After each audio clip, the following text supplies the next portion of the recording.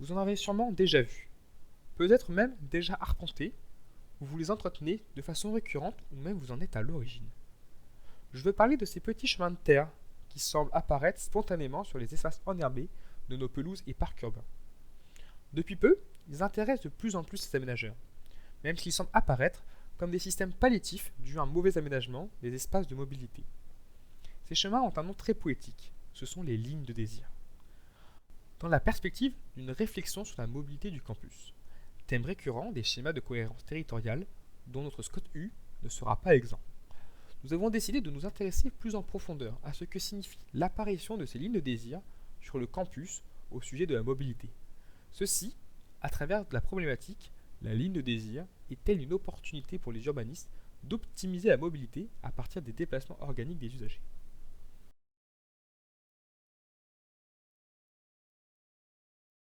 Sommaire. Dans une première partie, nous chercherons à montrer que la ligne de désir est le résultat d'un dysfonctionnement des espaces de mobilité. D'abord, nous définirons la ligne de désir. Nous verrons comment celle-ci se forme, puis nous la comparerons au cheminement tracé et prévu par l'aménageur. Dans une seconde partie, à l'aide d'un sondage, nous démontrerons que la ligne de désir est la création inopinée des usagers d'un territoire. Nous verrons quelles sont les personnes qui l'utilisent et pour quelles raisons. Enfin, nous constaterons l'effet des lignes de désir sur la biodiversité. Finalement, dans une dernière partie, nous montrerons que cette ligne de désir apparaît comme un nouvel outil pour l'aménageur. D'abord, par la normalisation de certaines de ces lignes de désir, puis nous montrerons quelles sont les solutions pour normaliser ou éviter la formation de lignes de désir. Enfin, nous chercherons à montrer que les aménageurs du campus ont déjà eu recours à l'aménagement de certaines lignes de désir.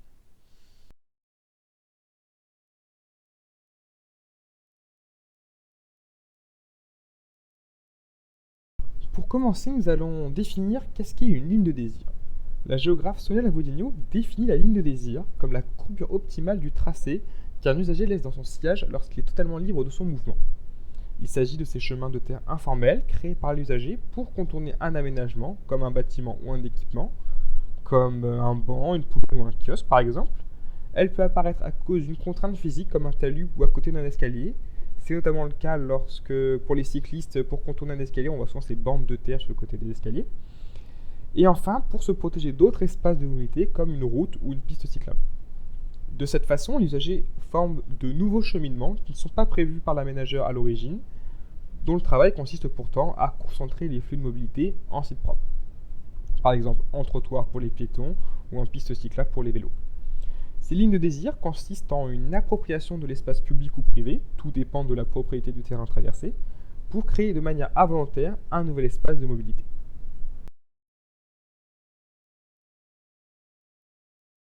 Dans un second temps, nous allons voir comment se créent les lignes de désir. La ligne de désir se matérialise par un petit chemin en terre creusé par répétition du piétinement ou du poids d'un véhicule et causant l'érosion.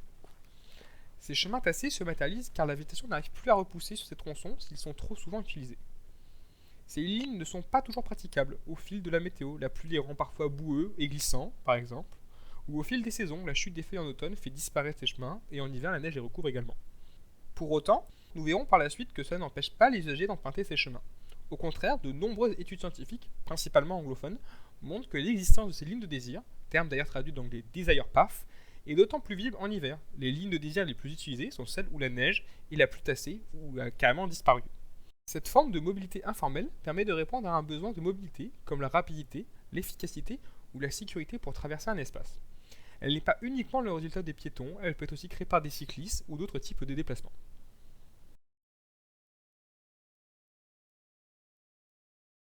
Troisième partie, analyse de ces lignes par rapport au tracé existant. Il existe une multitude de lignes de désir recensées sur le campus, comme celle-ci, située au niveau du bâtiment A5. Elle relie le pôle international et la salle d'examen A5 depuis le sud du campus et notamment l'arrêt de métro 4 cantons. Elle relie une placette goudronnée prévue par l'aménageur à une sorte d'énorme ligne de désir dont la formation est due à la fois au passage récurrent des étudiants, mais surtout à la présence de la voie de métro au-dessus, qui ne permet pas à la végétation de pousser. L'usage de cette ligne s'explique par un désir de rapidité pour ne pas faire le tour jusqu'à l'endroit où on voit le panneau et les étudiants, qui est lui un chemin goudronné. L'usage de cette grande ligne de désir sous la rame de métro répond elle aussi à plusieurs besoins. La rame permet de protéger l'étudiant de la pluie, elle permet d'aller plus vite et de ne pas passer sur le fin trottoir de la route reliant le rond-point au parking de l'école Polytech. et permet donc de se protéger des voitures.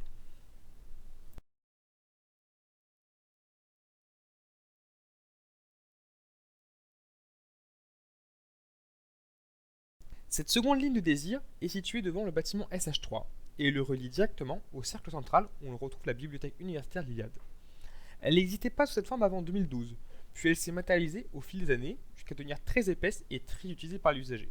Pourtant, on pourrait considérer que cette ligne de désir est inutile, car la voirie prévue pour les piétons ne se trouve qu'à quelques mètres, comme on peut le voir sur ces photos aériennes. Mais selon nous, elle apparaît comme l'une des plus utilisées du campus.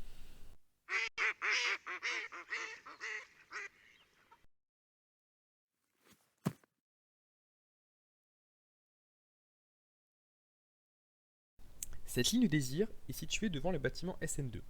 Elle coupe un rectangle de végétation boisée formé par les cheminements en enrobé prévus par les aménageurs, par une ligne diagonale. Celle-ci aussi mériterait qu'on y prête plus attention dû à son importance, notamment pour les étudiants de sciences naturelles et de géographie, qui l'empruntent quotidiennement pour des déplacements reliant leur bâtiment de cours universitaire et vers ou depuis des équipements structurants comme l'IAD, l'arrêt de métro Professeur Gabillard ou la maison des étudiants. Sa particularité est de se couvrir de feuilles chaque automne, pour autant elle n'est pas moins utilisée, montrant à la fois le caractère inopiné de la ligne de désir et son importance pour les usagers.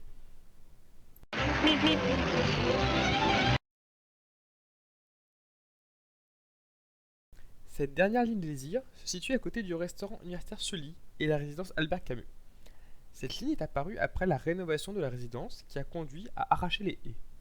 Elle est celle qui est la plus revendiquée par l'ensemble des usagers, puisqu'elle permet d'éviter au maximum la route et d'éviter à faire tout un détour lorsqu'on souhaite aller vers les bâtiments de l'angle B5 et B6 depuis la partie est du campus, notamment depuis le restaurant universitaire ou la station de métro 4 Canton.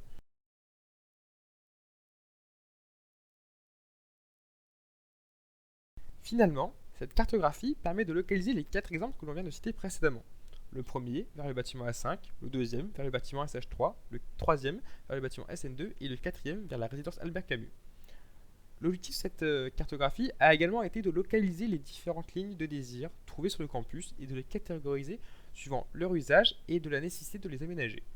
Certaines apparaissent comme très utilisées et pourraient être aménagées comme toutes celles présentées précédemment. D'autres apparaissent comme trop peu pratiquées pour être aménagées, comme toutes celles en face de la MDE depuis l'Iliade, peu utilisées car il faut monter un talus. D'autres encore car nous les considérons comme trop courtes et pour lesquelles il existe déjà des cheminements en nombre et en taille suffisant. Il y en a de nombreuses autour du SH1 notamment.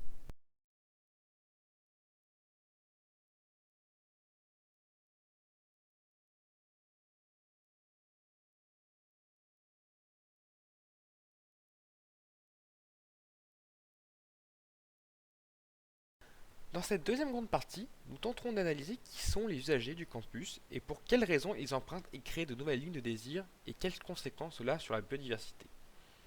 Dans un premier temps, nous avons souhaité savoir qui utilise les lignes de désir et quel est le ressenti de ces personnes au sujet de la mobilité sur le campus.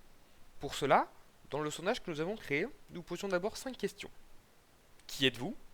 Les réponses possibles étant étudiants, enseignants ou personnels. Quel secteur fréquentez-vous? La division du campus est effectuée selon le plan de la cité scientifique que l'on retrouve sur le site internet de l'université et dont nous pouvons observer ci-contre la répartition. Ensuite, nous posons la question aux individus comment vous déplacez-vous principalement sur le campus, les réponses possibles étant à pied, à deux roues, en voiture ou en vélo, et s'il était facile de se déplacer sur le campus. La réponse était une échelle de 1 à 5 sur la facilité ou non de se déplacer sur le campus. Finalement, après avoir défini la ligne de désir, nous posions 2 questions les concernant directement, avec réponse affirmative ou négative. D'abord, avez-vous remarqué ces lignes de désir? Ensuite, les utilisez-vous?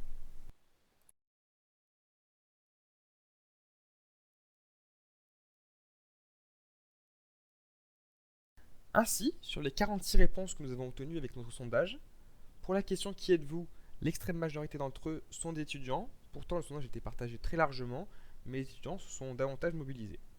Pour la question sur les secteurs fréquentés majoritairement par les étudiants sont les secteurs 5, avec les étudiants de géographie, notamment avec la forte mobilisation des masters, puis le secteur 7 et le secteur 3, avec mobilisation d'autres promotions et des étudiants de l'école Polytech. À la question comment vous déplacez-vous principalement sur le campus, la marche à pied domine très largement comme moyen de déplacement. Ensuite, pour la question trouvez-vous qu'il est facile de se déplacer sur le campus, une grande majorité des personnes interrogées se déplacent assez facilement, voire facilement sur le campus, plus de 66%. Le reste est un peu dubitatif. Seul un individu trouve qu'il est assez difficile de se déplacer sur le campus. À la question avez-vous remarqué ces lignes de désir, plus de 8 personnes sur 10 interrogées ont déjà remarqué ces lignes de désir. Et à la question les utilisez-vous, moins de 7 personnes sur 10 les utilisent.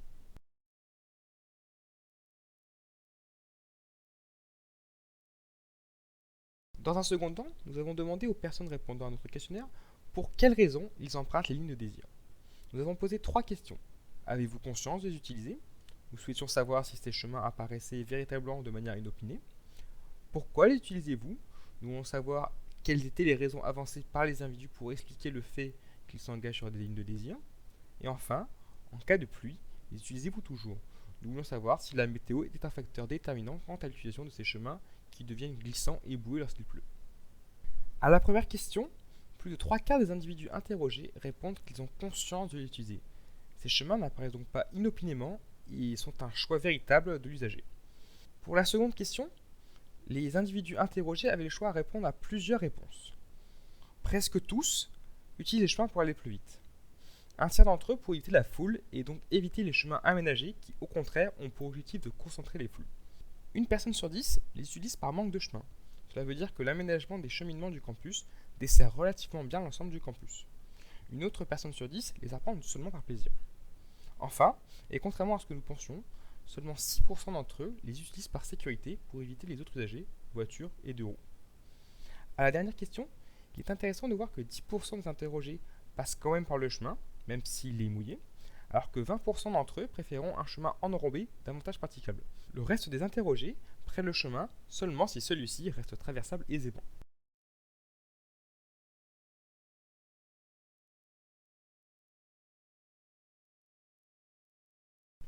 Dans cette troisième partie, nous montrerons quel impact a la ligne de désir sur la biodiversité. Les lignes de désir, comme la plupart des résultats d'activités humaines, ont un impact sur la biodiversité non nul. Le sentier qu'est la ligne de désir génère des modifications sur son milieu. L'effet le plus notable est celui du piétinement, visible ici sur l'image de gauche. Celui-ci entraîne une régression du couvert végétal dépendant de la régularité et du nombre d'utilisateurs de la ligne de désir. Après la disparition progressive de la végétation, suit celle de la faune du sol, même microscopique.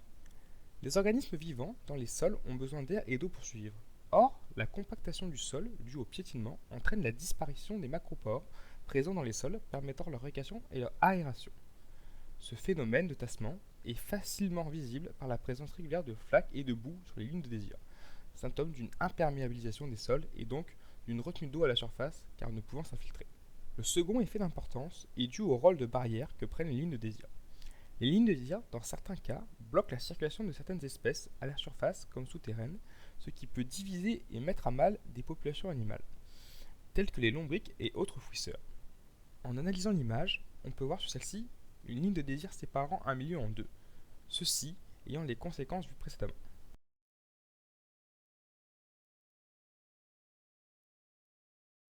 Dans cette troisième et dernière grande partie, nous chercherons à montrer comment la ligne de désir devient un nouvel outil d'aménagement pour les urbanistes. Pour commencer, nous allons lui faire réfléchir les personnes interrogées sur la nécessité d'aménager ou non ces chemins de terre. D'abord, après avoir exposé les limites en termes de biodiversité qu'apportent ces chemins, nous avons posé la question, faut-il supprimer ces lignes de désir? Alors que moins d'une personne sur 10 serait favorable à la suppression des lignes de désir, à l'inverse, plus d'une personne sur 10 serait favorable à les laisser toutes, peu importe l'utilité de l'usage qui est fait du chemin. Cependant, l'extrême majorité des personnes interrogées serait favorable à faire du cas par cas, adapter une réponse d'aménagement ou de favoriser la biodiversité en fonction de l'usage qui est fait du chemin. Selon la cartographie que nous avons vue précédemment, il paraît intéressant de formaliser certains chemins alors que d'autres paraissent trop courts ou pas assez traversés.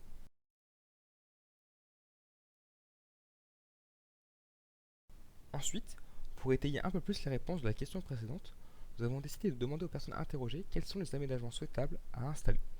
Pour cette question encore, les réponses pouvaient être multiples. Près d'une personne sur deux serait favorable à laisser les chemins tels quels, en ajoutant simplement des limitations et signalétiques, pour ne pas abîmer la biodiversité de façon trop importante. Une personne sur trois serait pour l'utilisation de pas japonais. Nous verrons les limites de ces deux premières réponses au cours de la partie suivante. 2 personnes sur 10 sont pour conserver le chemin tel quel, posant ainsi les mêmes problématiques que la première réponse. Pour autant, cela permet de garder des chemins où l'on retrouve une moindre influence. Ensuite, 17% pour l'utiliser des chemins de gravier et de sable et 15% pour des chemins en enrobé. Finalement, une seule personne ayant répondu à notre questionnaire est favorable à la refonte totale des cheminements du campus, en prenant en compte ces manques observés par l'île de désir. Évidemment, cette réponse paraît peu probable, car elle engendrait des moyens techniques et financiers beaucoup trop conséquents.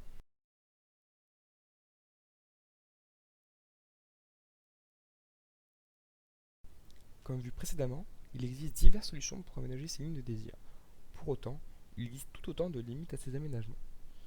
Précédemment, nous avons vu les problèmes apportés sur la biodiversité par ce type de cheminement. Or, ces problèmes peuvent être réglés par un aménagement approprié, tel que les pas japonais ou des pavés drainants, permettant de fragmenter la bordure et de conserver une circulation normale des espèces. Seulement, cet aménagement apporte d'autres limites, notamment pour les personnes à mobilité réduite. Ces types de cheminement ne sont pas aussi praticables que d'autres. Une personne pourrait chuter, une personne en fauteuil pourrait se retrouver coincée entre deux pavés ou pas japonais. Autrement, pour un usager déficient visuel, ce sont des cheminements qui sont très difficiles à suivre et pourraient se perdre ou se blesser en chutant ou en sortant d'un chemin. Enfin, n'est-il pas hypocrite de se soucier de telles considérations écologiques d'ordre mineur au cœur d'un territoire fortement urbanisé?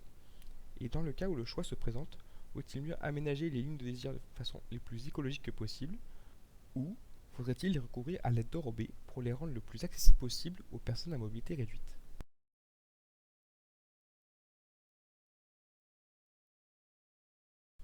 Autrement, il existe également des solutions pour éviter la formation de chemins. Il est possible d'ajouter des obstacles comme des mobiliers urbains, panneaux d'information, bancs, poubelles ou barrières par exemple, mais ceux-ci se retrouvent facilement contournés. Il est aussi possible d'ajouter des zones de végétation. Dans ce cas-là, l'utilisation d'espèces arbustives peut se révéler d'un très grand atout pour limiter la création de lignes de désir. Pour illustrer ce dernier exemple, revenons sur la ligne de désir formée à côté du SH3 en le reliant directement à l'Iliade. Celle-ci est relativement récente, créée après 2012. Cependant, il en existe déjà une auparavant lorsque les végétaux étaient plus petits et moins denses. Elle coupait d'ailleurs beaucoup plus cet espace de végétation. Celle-ci existait en 2008 où elle était située entre deux petits buissons qui ont bien grandi maintenant. Alors, une nouvelle ligne s'est formée un peu plus à gauche, passant même autour de ce panneau d'information sur la thématique de la biodiversité. Ironique, non?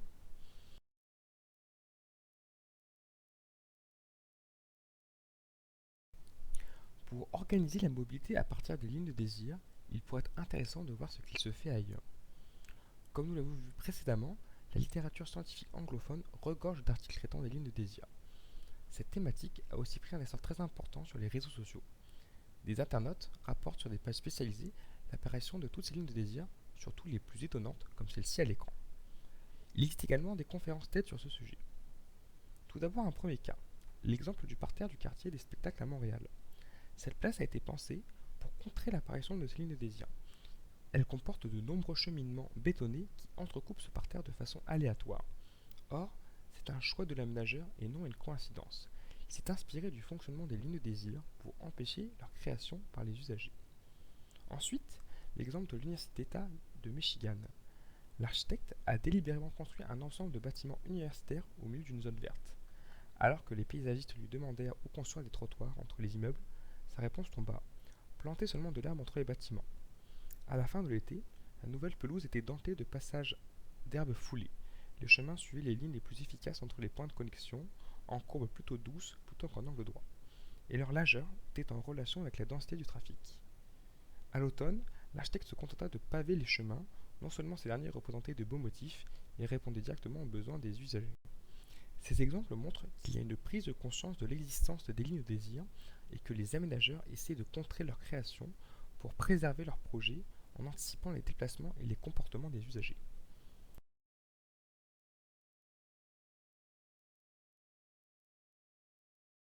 Il existe plusieurs exemples de lignes de désir qui ont été formalisées sur le campus. Une d'entre elles a même été transformée en place, la place Émile Durkheim, lors de la construction de l'extension du SH2. Un peu plus loin, entre le SH2 et le C1, alors qu'il existait un cheminement formant un angle droit, les usagers se sont mis à traverser cet espace en prenant la diagonale. Plus tard, lors de la réfaction de la place et de l'arrachement des haies, cette ligne de désir a finalement été transformée en chemin en enrobé. C'est en suivant ce genre d'exemple que nous pouvons dire que les usagers ont permis la transformation des espaces de mobilité sur le campus. Ils décident sciemment de passer à un endroit, car c'est une manière plus rapide d'aller d'un endroit à un autre, et lorsqu'on mène des travaux de réaménagement, on en profite parfois pour transformer ces petits chemins de terre en véritables cheminements goudronnés et formalisés.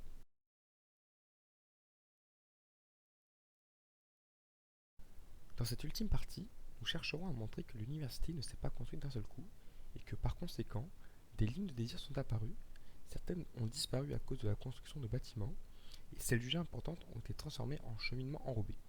Nous en verrons un cas précis juste après. Tout d'abord, entre les années 1960 et 1965, plusieurs bâtiments ont été construits au nord-ouest de l'actuel campus. Beaucoup parmi eux ont été détruits, le reste est parti de l'École nationale supérieure des mines télécoms de Douai. Enfin, l'année 1965 est marquée par l'ouverture de la bibliothèque universitaire, déjà pensée au centre du futur campus Cité Scientifique. Puis, succèdent 3 années d'importants travaux sur le campus. En 1966 sort de terre le bâtiment administratif A3, une majorité des bâtiments de chimie et sciences naturelles à l'est du campus, et des résidences Boucher au nord et Gallois à l'est, ainsi que du restaurant Parisel. En 1967, c'est toute la partie nord-ouest qui se développe, avec les principaux bâtiments de physique, de maths ainsi que du C1, de la chaufferie et de 2 grands gymnases en périphérie est du campus, ainsi que des résidences Bachelard. En 1968, c'est toute la partie sud-ouest qui se développe avec la construction de bâtiments devant devenir la future INSA Lille et qui seront finalement pris par l'école centrale, de la maison de la santé ainsi que des résidences Camus et du restaurant Sully. Au cours des années 60, les bâtiments de l'angle B5 et B6 sortent de terre ainsi que de l'IUT ont été requalifiés en résidence réflexe. Au cours des années 70, des installations sportives sont ajoutées, le COSEC au sud du bâtiment ainsi que du bâtiment M3 et C11. Au cours des années 80, le M4 et le SH1 apparaissent, ainsi qu'une bibliothèque additionnelle A4, aujourd'hui Pôle International, en plus de 2 bâtiments de Météo France et de Lifstar à l'ouest. Au cours des années 1990, quelques grandes écoles font leur apparition sur le campus, comme l'École normale supérieure de chimie de Lille au nord-est, Polytech à proximité de Centrale, et de l'IMN, proche du CNRS, tout au sud, ainsi que de l'espace culture, de l'UFR de géographie et du dernier restaurant du campus, le Barrois, et de nombreuses résidences Vinci à l'extrême est du campus. Au cours des années 2000, l'IUTA se dote d'un nouveau bâtiment à la pointe nord-ouest du campus. Sort de terre également le CNED, le SUP-SUAIO, le SH3, en plus des maisons des étudiants et des résidences Gustave Eiffel. Au cours des années 2010, la bibliothèque universitaire est rénovée et devient l'Iliade. L'Institut Chevreul spécialisé en chimie apparaît au nord-ouest, et l'espace ingénieur formé par Polytech Centrale se dote de 2 nouvelles extensions, les labos Esprit et Cristal ainsi que la halle CISIT. Un dernier laboratoire est créé entre l'UFR de géographie et les bâtiments de sciences naturelles. Enfin, le dernier bâtiment réalisé sur le campus date de 2021. Il s'agit du bâtiment abritant le spectromètre RMN 1200 au nord du campus.